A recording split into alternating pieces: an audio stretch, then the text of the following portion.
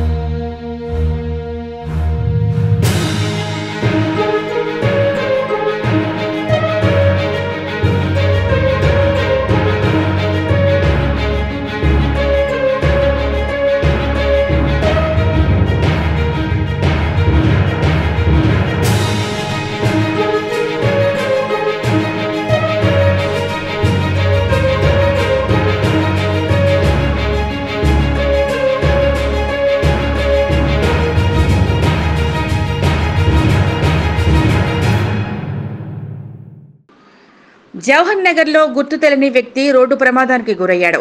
మేడ్చల్ జిల్లా Jawahar Nagar dumping yard నుండి తిమ్మాయిపల్లి వెళ్లే రహదారిలో గుర్తు తెలియని వ్యక్తి యాక్సిడెంట్కి గురయ్యాడు.